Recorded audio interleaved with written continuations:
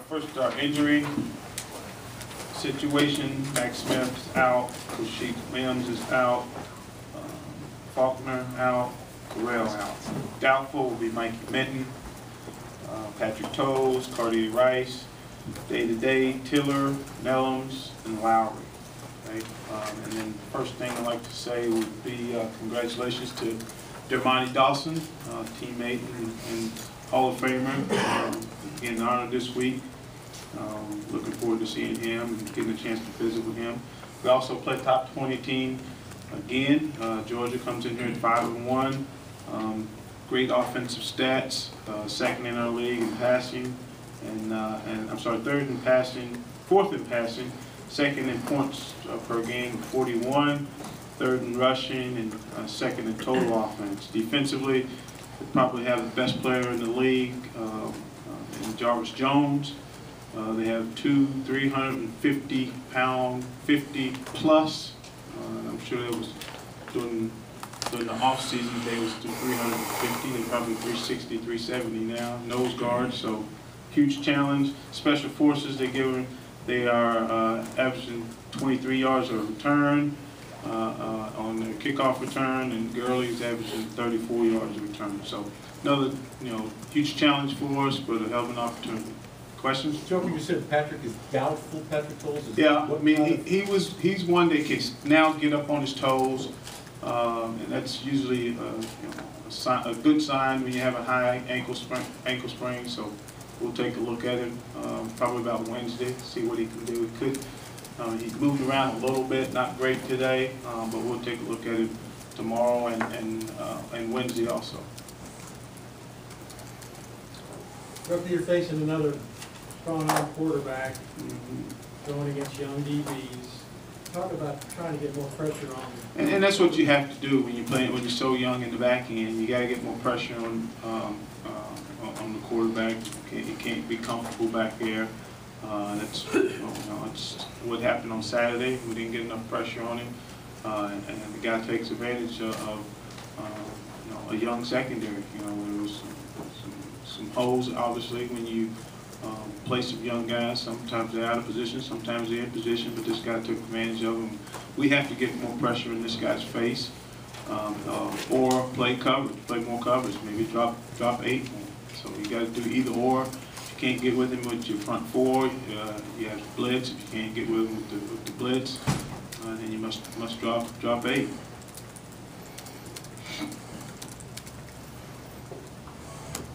Joker, how do you keep this Hey, guy? hold on now. Somebody smile. Come on. Jen's the only one in here smiling.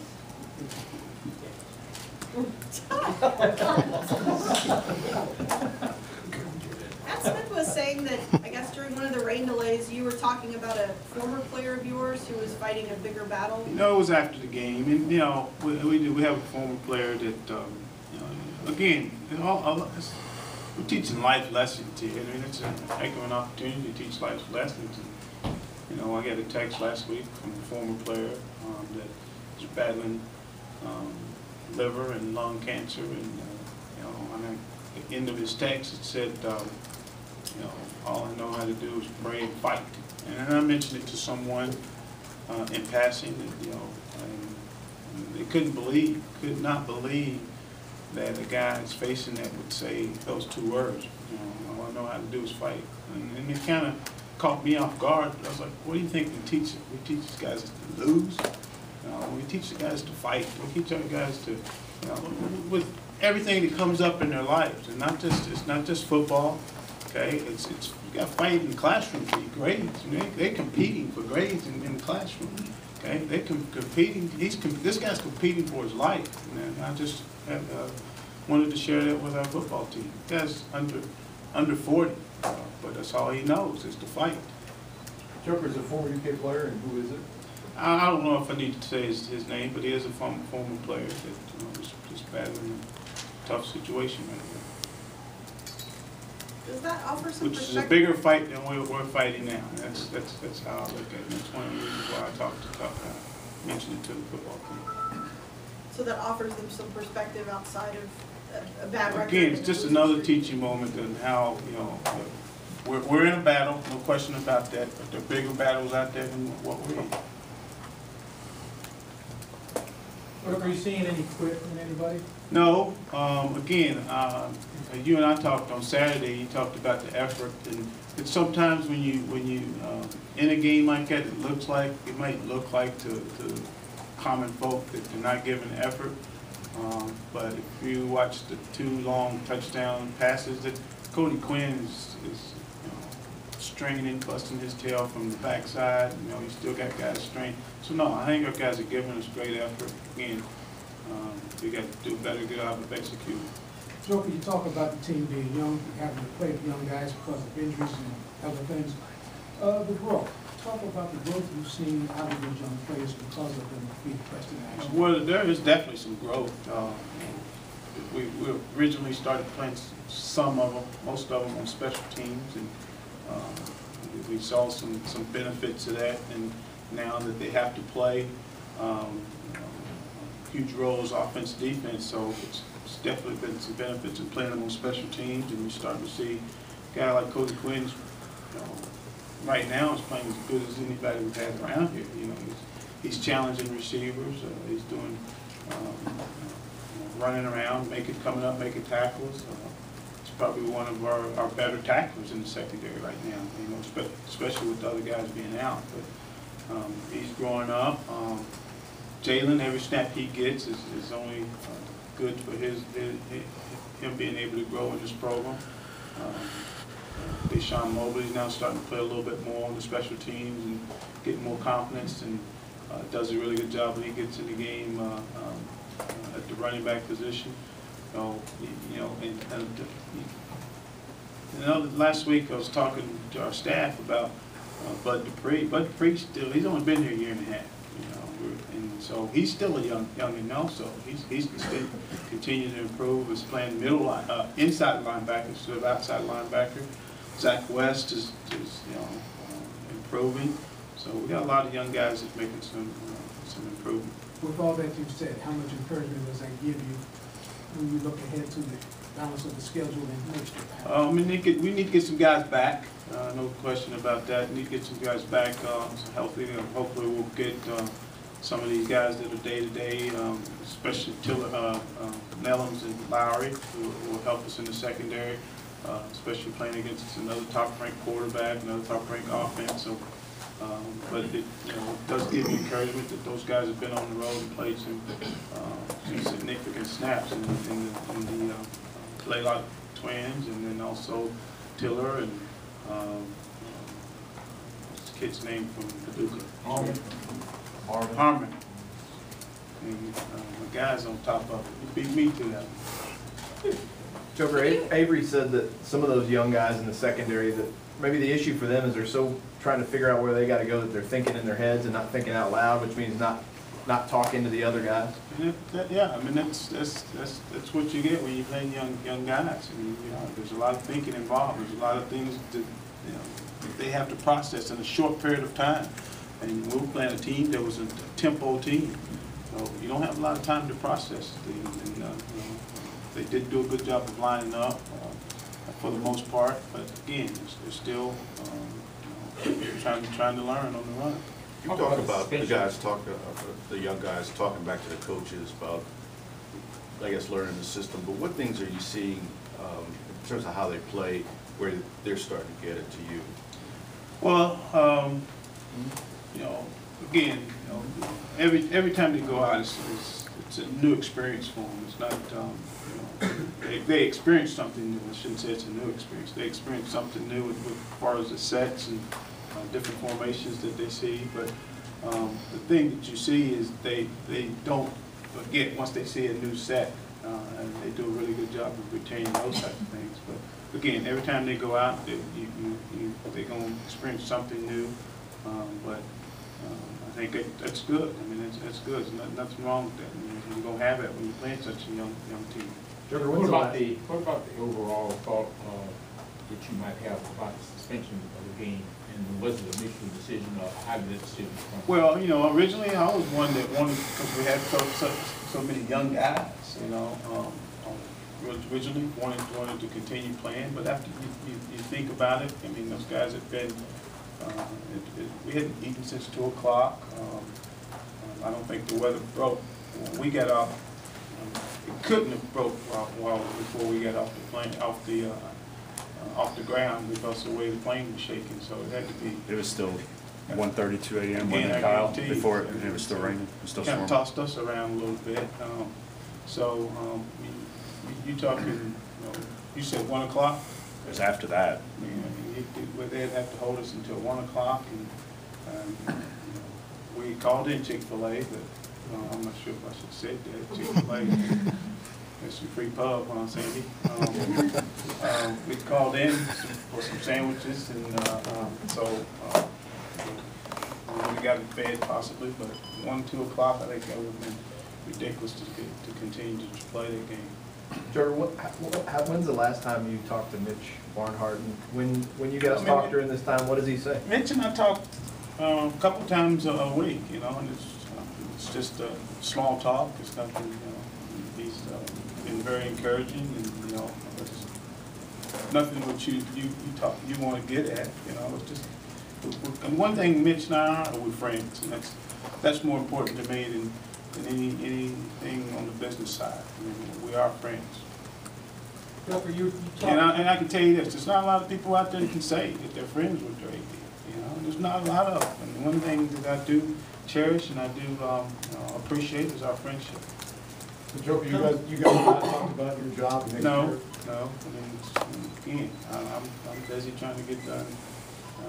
Trying to get these guys improved and get them prepared to play Georgia.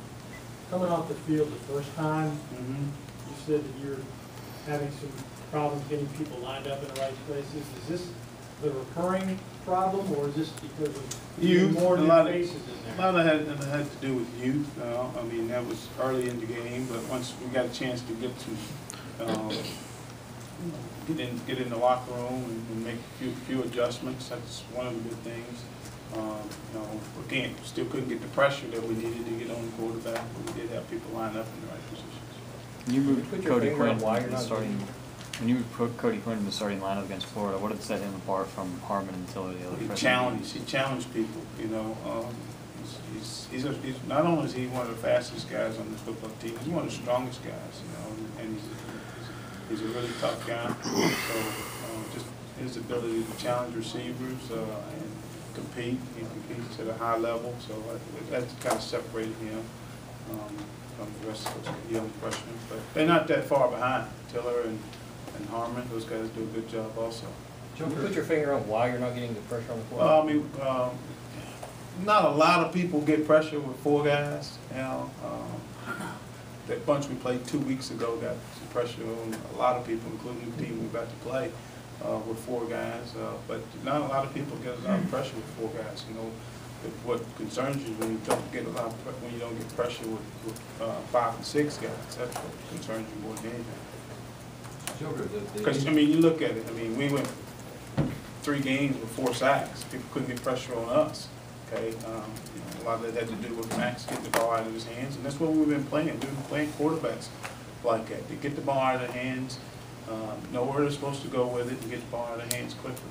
Okay. The situation you were talking about with Phillips, and from what you've seen with other guys, I mean, is there any encouragement in your mind that he might be ready this week, maybe at least think that he might be ready by next week?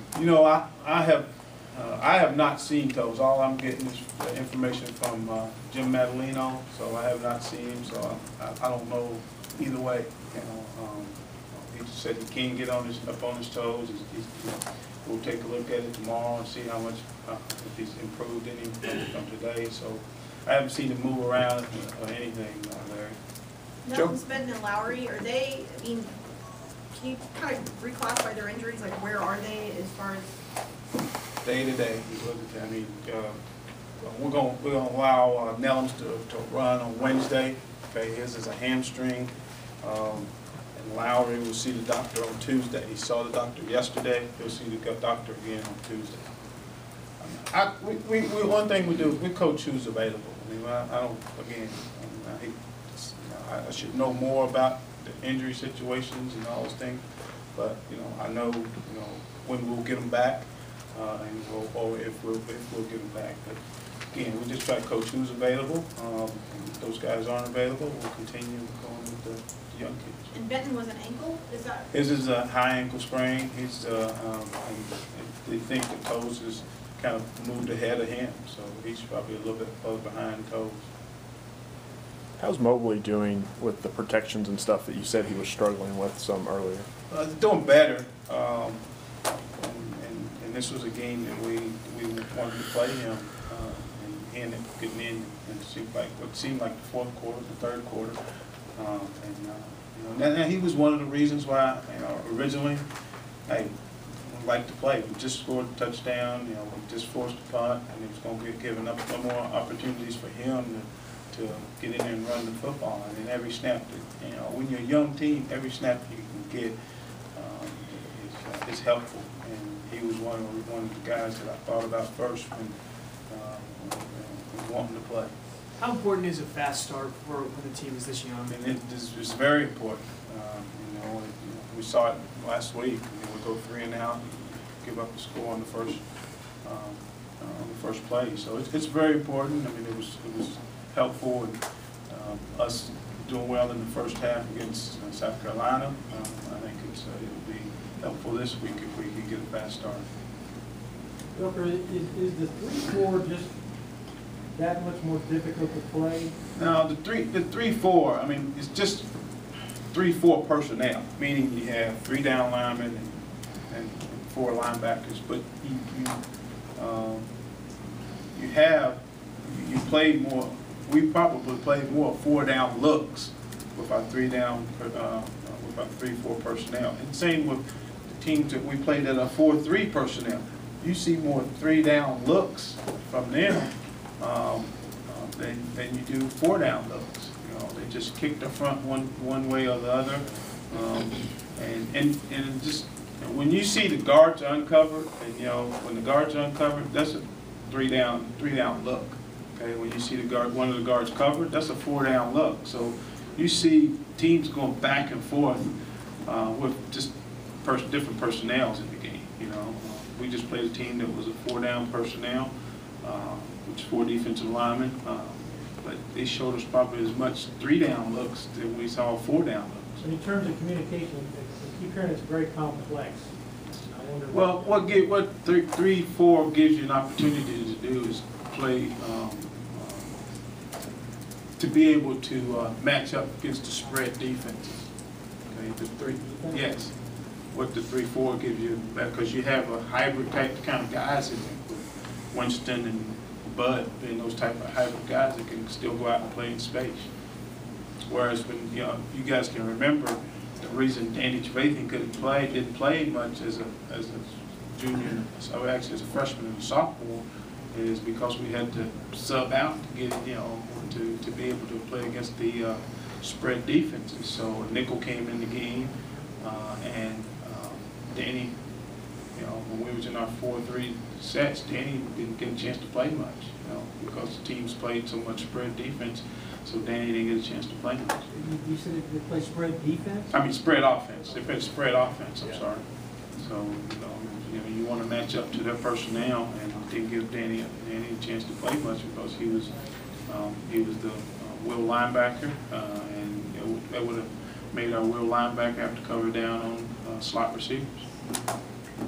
But now the way we play is Bud goes into the boundary, and a guy like a hybrid, which is Mal Simpson, or most of you guys know it's Winston Guy's position. Winston Guys now can cover down on a slot receiver. Trevor, going back to media day, you've talked so much about the leadership of this team and how impressed you've been with it, how close a group it is, and what have you seen from the older guys as things haven't gone well, as the season's gone along? They've been very encouraging to the young guys that had to step up and play huge roles.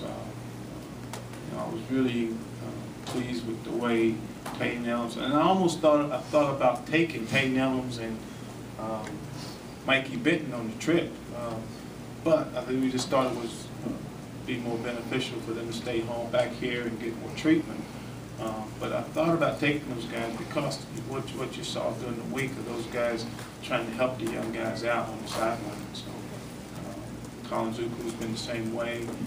It's not so much, you hadn't had to do it as much on offense. You know, Jalen's really been the one guy that's the position that's young, and Matt Smith, and he have to communicate a lot. So Matt's been good with him. But Larry handles Larry, you know, and Larry leads by example. And he's played really well for us. He's been one guy that's been very consistent for us offensively. Folks, thank you very much. Appreciate it.